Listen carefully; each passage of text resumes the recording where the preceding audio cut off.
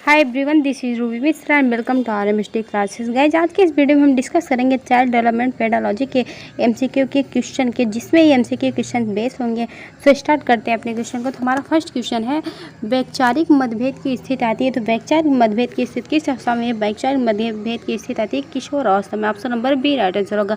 और किशोर अवस्था की एज क्या होती है? किशोर अवस्था की एज होती है 12 से 18 वर्ष। 12 से 18 वर्ष जो होती है किशोर अवस्था होती है।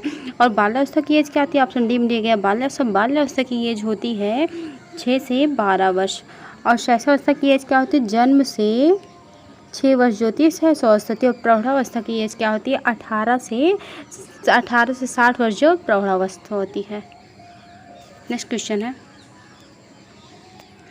संख्या दोहराने की प्रवृत्ति आती है। संख्या दोहराने की प्रवृत्ति किस अवस्था में आती है? संख्या दोहराने की प्रवृत्ति 3 वर्ष में आती है। Option number C right answer होगा। 3 वर्ष को कौन सी एज कहते हैं? 3 वर्ष को शैशवावस्था कहते हैं। शैशवावस्था कहते हैं।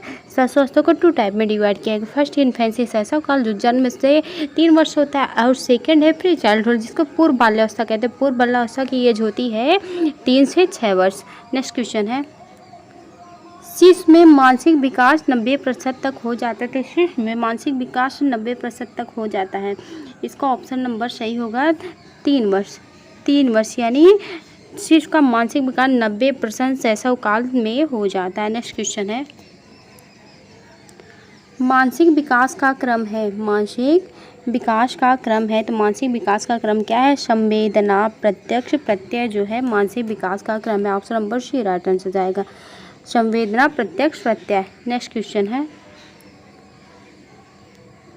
क्वेश्चन है, प्रतिम अक्ल दंत होते हैं। प्रतिम अक्ल दंत होते हैं। तो प्रतिम अक्ल दंत कितने होते हैं? प्रतिम अक्ल दंत 4 होते हैं। 4 होते हैं। नेक्स्ट क्वेश्चन है, शिशु के मुस्कुराने की सहज प्रक्रिया आरंभ होती है। शिशु के मुस्कुराने की सहज प्रक्रिया कब आरंभ होती है? तो शिशु के मुस्कुराने की सहज प्रक्रिया जन्म के 1 सप्ताह बाद आरंभ हो जाती है। जन्म के 1 सप्ताह बाद, यानी option number C right answer होगा। नेक्स्ट क्वेश्चन है, निषेचन के 90 सप्ताह से लेकर बालक के जन्म तक का काल कहलाता है। तो निषेचन के 90 सप्ताह से लेकर बालक के जन्म तक का काल कौन सा काल कहलाता है? भ्रूणावस्था कहलाती है। Option number C right answer होगा। भ्रूणावस्था कहलाती है। नेक्स्ट क्वेश्चन है, हड्डियों में पाया जाता है। हड्डियों में कौन सा तत्व पाया जाता है? हड्डियों में पाया जाता है कैल्शियम, फास्फोरस, अन्य खनिज तत्व। Option number C right answer होगा। हड्डियों में कौन सा तत्व पाया जाता है? तो हड्डियों में कैल्शियम, फास्फोरस तथा अन्य खनिज तत्व पाया जाता है। नेक्स्ट क्वेश्चन है,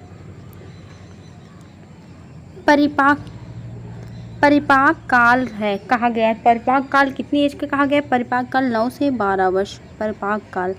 तो अधिक जानकारी के लिए बताते हैं परिपाक काल किस अंतर्गत आता है। तो परिपाक काल आता है बाल्यावस्था, चाइल्डहुड। बाल्यावस्था को 2 टाइप में डिवाइड किया गया है। बाल्यावस्था को 2 टाइप में डिवाइड किया। फर्स्ट है संचय काल, दूसरा है परिपाक काल। संचय काल की एज होती है 6 से 9 वर्ष। और परिपाक काल की एज होती है 9 से 12 वर्ष। इसलिए इसका राइट आंसर होगा 9 से 12 वर्ष। नेक्स्ट क्वेश्चन है, शारीरिक विकास में अस्थायित्व पाया जाता है। शारीरिक विकास में अस्थायित्व पाया जाता है। तो शारीरिक विकास में अस्थायित्व किशोरावस्था में पाया जाता है। किशोरावस्था में शारीरिक विकास जो है अस्थायित्व हो जाता है।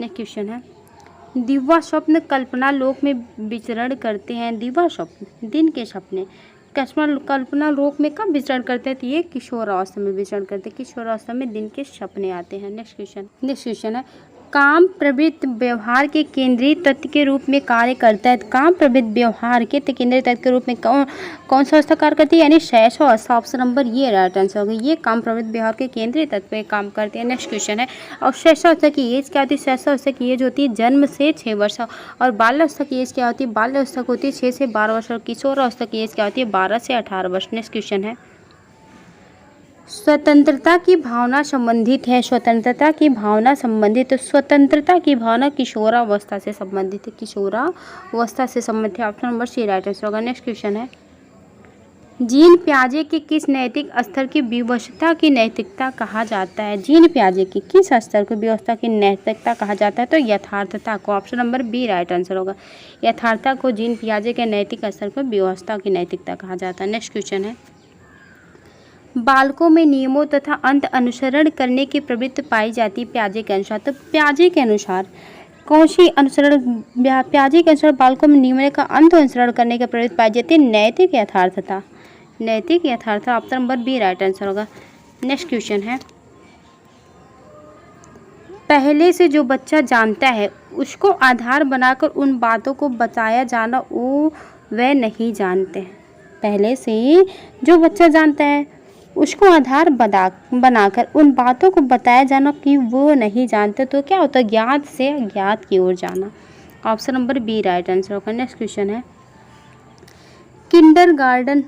नेक्स्ट क्वेश्चन है, किंडरगार्टन शब्द है, किंडरगार्टन शब्द कहाँ से लिया गया? तो किंडरगार्टन शब्द जर्मन से लिया गया। Option number B right answer होगा। किंडरगार्टन शब्द जर्मन से लिया गया है। नेक्स्ट क्वेश्चन है, खेत के द्वारा ही बालक सर्वप्रथम संसार में अपनी मौलिक रूप को प्रस्तुत करता है। यह मत किसका है? यह मत किसका? तो यह मत फ्राबल का मत है कि खेत के द्वारा ही बालक सर्वप्रथम संसार में अपनी मौलिक रूप को प्रस्तुत करता है। नेक्स्ट क्वेश्चन है,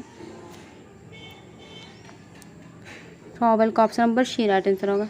नेक्स्ट क्वेश्चन है, मॉन्टेसरी शिक्षण पद्धति में बच्चों के लिए कोई बंधा हुआ पाठ्यक्रम नहीं है, फिर भी मॉन्टेसरी पाठशाला में कार्यक्रम को कितने वर्गों में विभाजित किया गया है? तो मॉन्टेसरी पद्धति को 3 वर्ग में विभाजित किया। Option number B right answer होगा। नेक्स्ट क्वेश्चन है,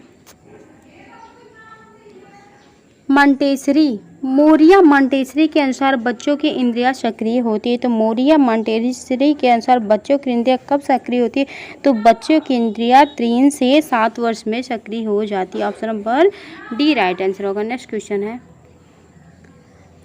शिक्षा के डाल्टन शिक्षण विधि का जन्म स्थान है। शिक्षा के डाल्टन शिक्षण विधि का जन्म है, तो शिक्षा के डाल्टन शिक्षण विधि का जन्म अमेरिका से हुआ है। जन्म स्थान अमेरिका में है। Option number D right answer होगा। नेक्स्ट क्वेश्चन है, बुद्धि परीक्षण के कितने प्रकार हैं? बुद्धि परीक्षण के कितने प्रकार हैं? तो बुद्धि परीक्षण के 4 प्रकार हैं। 4 प्रकार है। ऑप्शन नंबर ये राइट आंसर होगा। नेक्स्ट क्वेश्चन है, शिक्षण मशीन का सर्वप्रथम प्रयोग सिडनी प्रेसी ने किस सन में किया था?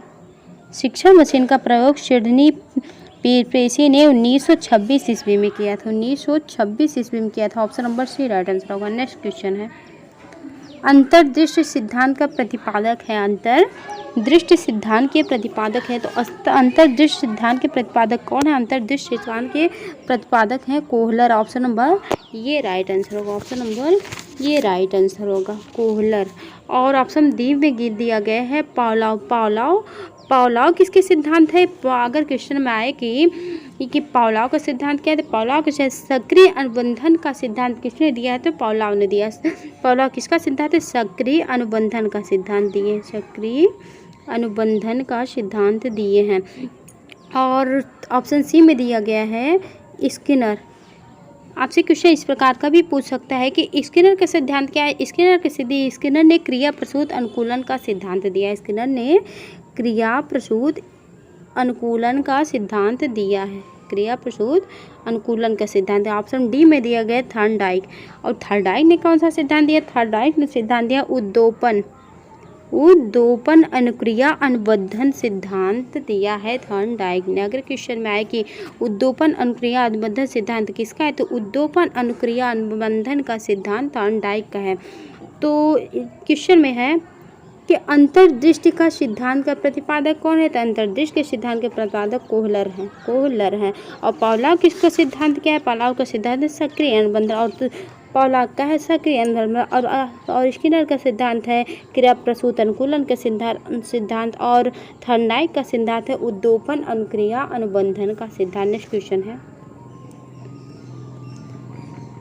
प्रेरणा वही संबंध उपस्थित है जो अधिगम का से है। प्रेरणा का वही संबंध उपलब्धि से जो अधिगम का बोध से है। Option number C right answer होगा। अधिगम का बोध है। नेक्स्ट क्वेश्चन है, थॉर्नडाइक के व्यक्तित्व के वर्गीकरण का आधार है। थॉर्नडाइक के व्यक्तित्व के वर्गीकरण का आधार है चिंतन और कल्पना। Option number D right answer होगा। चिंतन और कल्पना जो है थॉर्नडाइक के व्यक्तित्व के वर्गीकरण का आधार है। नेक्स्ट क्वेश्चन है,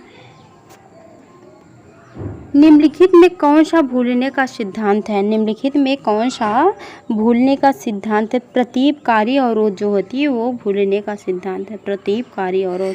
option number B right answer होगा। नेक्स्ट क्वेश्चन है,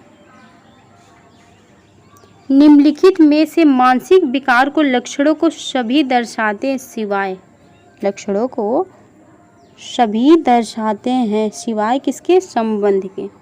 option number C right answer होगा। नेक्स्ट क्वेश्चन है, विकास के किस काल को अत्यधिक दबाव और तनाव का काल कहा गया है? विकास के किस काल को अत्यधिक दबाव और तनाव का काल कहा गया है? तो किशोरावस्था को प्रबल तनाव तूफान की अवस्था का है। किशोरावस्था, अगर क्वेश्चन में किशोरावस्था को क्या कहा गया? किशोरावस्था को प्रबल तनाव तूफान की अवस्था का किसने कहा है? तो स्टैनले हॉल ने कहा।